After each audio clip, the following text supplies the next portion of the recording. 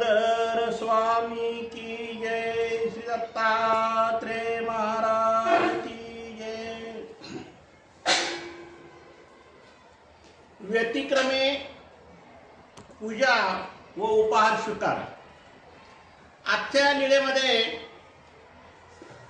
व्यतिक्रमे पूजेचा स्वीकार केला।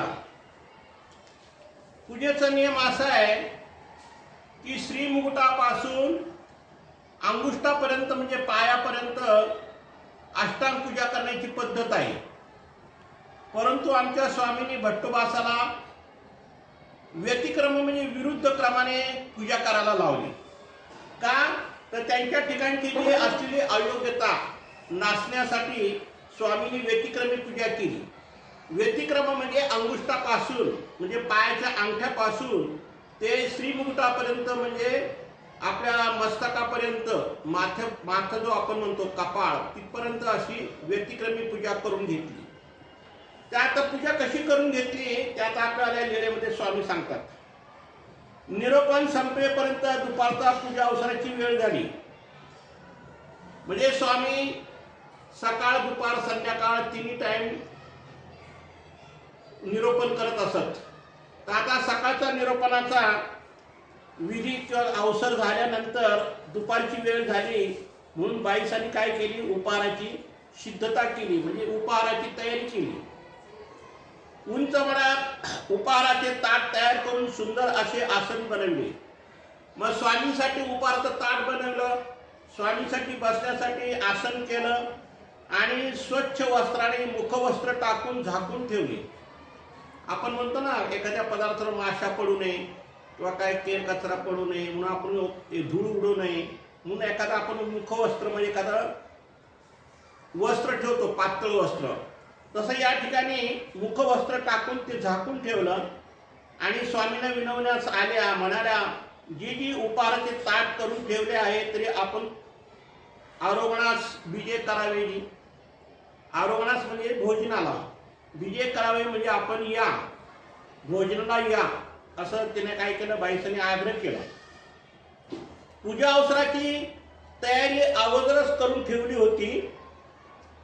मग आम्ही त्याच ओट्यावर आसनस्थ असताना नागदेवाच्या पूजेचा स्वीकार केला। मग त्या ओट्यावर आसनस्थ झाल्यानंतर स्वामी नागदेवाच्या काय केला, पूजेचा स्वीकार केला। परंतु आम्ही नेहमीप्रमाणे पूजा न स्वीकारता त्यांची व्यतिक्रमाने पूजा स्वीकारली। स्वामी नेहमी पूजा करत तर ती क्रमानुसार करत।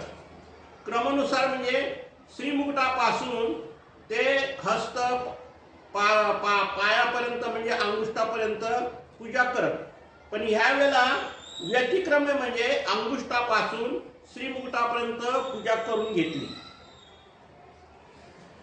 क्रमाक्रमाने श्रीचरणापर्यंत अंगुष्ठ पूजा करण्याची पद्धत आहे। परंतु वंचकत्वाची अयोग्यता नासण्यासाठी व मोठमोठे कर्म नासण्यासाठी भजनाची अयोग्यता लागावी, साधन चरित करावी, त्याला घडवावे, योग्यतेने वाढवावे मढवावे यासाठी आम्ही नागदेवाकडून व्यतिक्रमेने पूजा केली। आता स्वामी काय म्हणतात की आम्ही नेहमी क्रमाक्रमाने पूजा करतो, पण यावेळी आम्ही चरणापासून जे अंगुष्ठापर्यंत पूजा करून घेतली। म्हणजे ती का केली पूजा तर त्यांची वंचकत्वाची अयोग्यता नासण्यासाठी। दुसरी गोष्ट मोठमोठे त्यांनी कर्म केले होते ते नासावे, भजनाची योग्यता लागावी, साधन चरित करावे, त्याला घडवावे, योग्यतेने मढवावे यासाठी आम्ही नागदेवाकडून व्यतिक्रमे म्हणजे श्रीचरणापासून प्रारंभ करून श्रीमुकुटापर्यंत विलक्षण पद्धतीने पूजा स्वीकार केली। आता परमेश्वराचा हेतू परमेश्वर जाणे। परमेश्वर व्यतिक्रमी पूजा करून का घेतली हे परमेश्वर जाणू शकतात, हे जीवाला काही समजू शकत नाही। परंतु परमेश्वराची जशी आज्ञा असेल तसे भक्तिजन काय करायची, पूजा करायची। पूजा अवसर आटोपल्यानंतर आम्ही आरोग्यासाठी उंच मठावर बीजे केले। बाईसाने तयार करून ठेवलेल्या आसनी उपविष्ट झालो। आता उंच मठावर स्वामी गेल्यानंतर त्या ठिकाणी उपहाराची तयारी झाली होती। मग स्वामी आसनस्थ झाले आणि त्या ठिकाणी भोजनाला बसले। बाईसांनी जसे उपहाराचे ताट तयार करून ठेवले तसे भक्तजनासाठी पानं वाढली होती। जसं पंक्तीमध्ये आपण पानं वाढतो तसं एखादे महंत बसला तर बाकीचे साधू संत बसतात पंक्तीला, त्याप्रमाणे स्वामी एकदा आसनस्थ झाल्यानंतर बाईस आणि इतर भक्तजनांना सुद्धा काय केली, पानं वाढली, म्हणजे पात्र वाढली. भक्तजना ताटावर दृष्टी फिरवत बाई वानऱ्यासाठी कोणता ठाव. आता स्वामीची खूप बारीक नजर असायची. कोणते भक्तजन आले, कोणते आले नाही, कोणी वेळेवर हजर आहे का नाही, निरोपणाच्या वेळेला, पंक्तीच्या वेळेला, भोजनाच्या वेळेला सतत प्रत्येक क्षणाक्षणाला स्वामीची भक्तिजनावर दृष्टी फिरत असे. तसं या ठिकाणी सगळ्यांवर दृष्टी फिरवली तर सगळ्यांना पात्र वाढलेले होते, पण नागदेवाला काही पात्र वाढलेलं नव्हतं. म्हणून देव बाईसाला काय म्हणतात, बाई वानऱ्यासाठी कोणता ठाव. आता हे बाईसांच्या काय एवढं लक्षात आलं नाही, परंतु नागदेवाचार्य समजून गेले की स्वामी असे का म्हणतात की वानरेला कोणता ठाव. आता ठावचे अर्थ चार होतात. पहिली गोष्ट म्हणजे ज्याला आपण ताट वाढतो त्याला एक ठाव म्हणतात, किंवा पात्र वाढतो आपण भोजनाला किंवा पात्र ठेवतो त्यालाही ठाव म्हणतात. एखादा स्थान ठिकाण असतं त्यालाही ठाव म्हणतात. आणि एखादा कोणाच्या तरी आश्रयाला आधार म्हणून, कोणाचा तरी आश्रयाला आधार म्हणून तो त्याच्याजवळ थांबतो किंवा जातो त्याला एक ठाव म्हणतात. तर असे ठावचे चार प्रकार आहेत. हे बाईसांच्या जरी लक्षात नाही आले तरी नागदेवाच्या लक्षात आले की स्वामी असे काय म्हणतात, कारण बाई वानऱ्यासाठी कोणता ठाव, म्हणजे बाईसाला देव म्हणतात की ह्या वानऱ्याला म्हणजे नागदेवाचार्याला कोणता ठाव, म्हणजे याला कोणता ठाव आहे. जरी बाईसांच्या लक्षात नाही आलं तरी नागदेव चतुर असल्यामुळे त्यांनी ठाव शब्दाचा मर्म जाणून घेतला. जी मला काय कोठे दुसरा ठाव, मला दुसरा कोणता ठाव असणार, मला काय ताटाचा, पात्राचा, स्थानाचा का याचा ठावची नाही, परंतु माझा ठाव म्हणजे श्री चक्रधर, म्हणजे श्री चक्रधर प्रभू हे माझा ठाव आहे. म्हणजे ज्याला आपण म्हणतो की आश्रयस्थान कोणतं असावं, तर हे म्हणतात माझे स्वामीच आहेत ठाऊ, म्हणजे माझे स्वामीच आश्रयस्थान आहे.